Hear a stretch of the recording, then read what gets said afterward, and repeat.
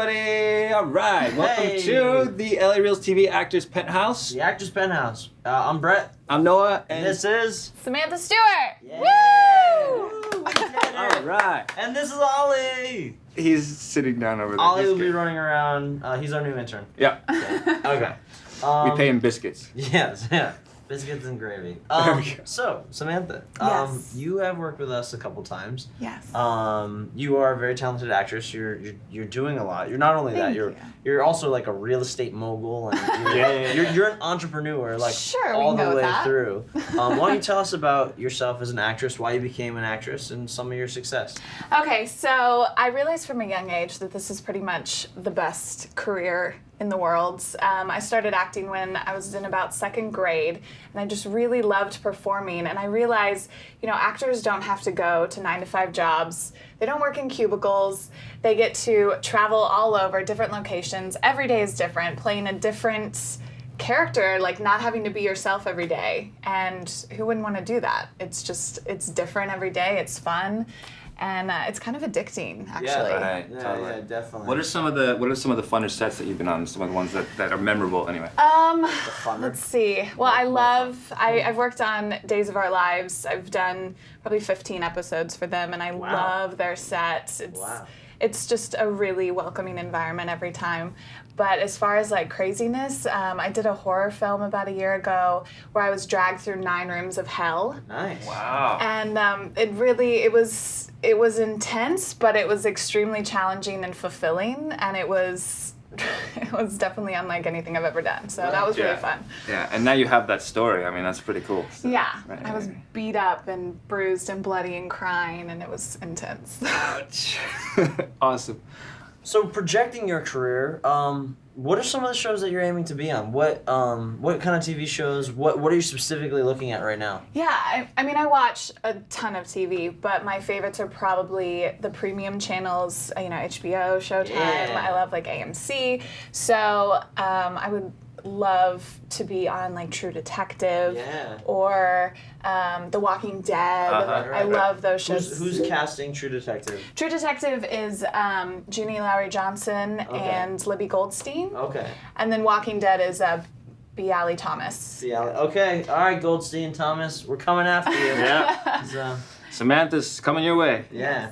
You've been called out. Right. So, well, with that in mind, why don't we take a look at your demo reel? Let's show them your reel.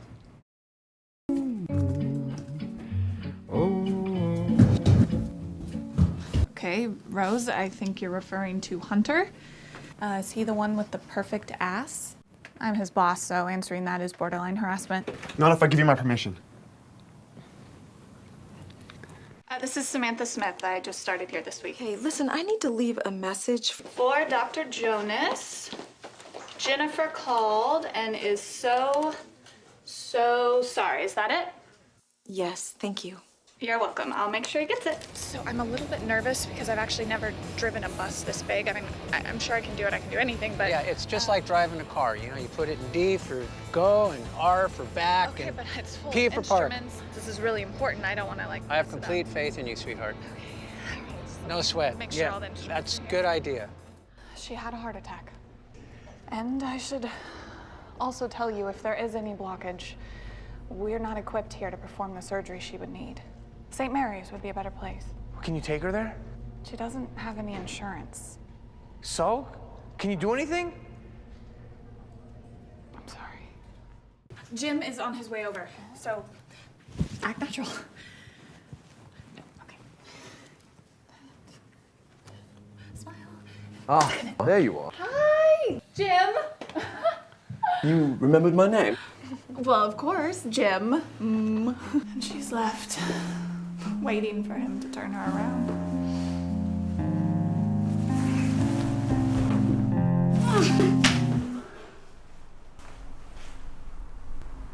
Wow, that was awesome. Samantha, that was so cool. Thank Hey, you. if I have go into cardiac arrest, can you give me CPR?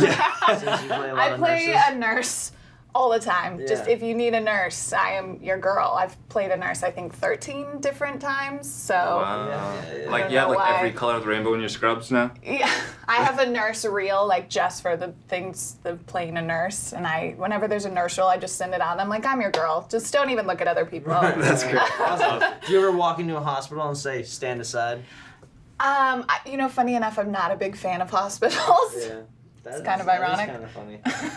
Well, cool. All right. Well, then going into that, well, why don't you take this one, Noah? All right, so Samantha, one of the things that we love to do on the show is we love to share some habits with aspiring actors and just try to figure out a mindset that works. So, I mean, you've had a lot of success. Well, What are some of the habits that you feel really contribute to your success? One of the things I do that I think works the best is I'm really good at cultivating and fostering relationships once I've made them. Yeah. So the minute I work with a director or producer, they are on my radar from now until the end of time. I'm good at keeping up with them, be it Facebook or email or text.